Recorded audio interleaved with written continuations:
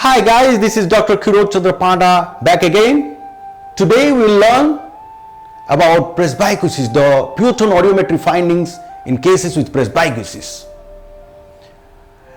Presbycusis is a type of sensorineural hearing loss associated with physiological aging in the ears, and it generally manifests at the age of 65 years but may do so early in cases with genetic predisposition, chronic noise exposure, or generalized vascular disease. Broadly, we can categorize presbycusis into four types. Number 1, sensory type. Number 2, neural type. Number 3, strial type. And number 4, cochlear conductive type.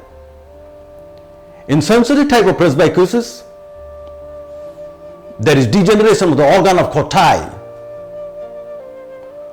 which starts from the basal coil and gradually progresses to the apex. And in this type of presbycusis, you would expect a high frequency hearing loss with speech discrimination scores, good speech discrimination scores. I mean the HDS scores are good. And cases with sensorineural hearing loss with sensory presbycusis are good candidates for hearing aids. Second, neural type of presbycusis. In neural type of presbycusis, there is degeneration of the cells of spiral ganglion, which starts from the basal coil and gradually progresses to the apex. The afferent nerve fibers gets degenerated and neural type of presbycusis, and higher auditory pathways also gets affected. Now in this type of presbycusis, you would also observe high frequency hearing loss with very poor speech discrimination scores.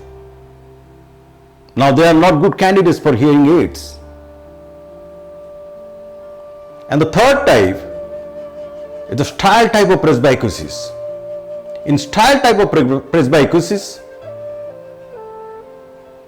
there is atrophy of the stria vascularis, thereby affecting the physical and chemical processes involved in the energy production. And you would get a flat audiogram, pure tone audiogram, in cases with strial presbycusis. Generally, it runs in families with good speech discrimination scores. Again, they are good candidates for hearing aids.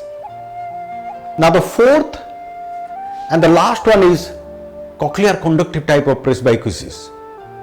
In cochlear conductive type of presbycusis, there is stiffening of the basilar membrane. When there is stiffening of the basilar membrane, the movements of the basilar membrane is affected. And patients with cochlear conductive type of presbycusis generally complain that I cannot hear properly in a group. I can hear sounds, but I cannot discriminate words. And in a noisy environment, I am unable to follow anybody's speech for that matter.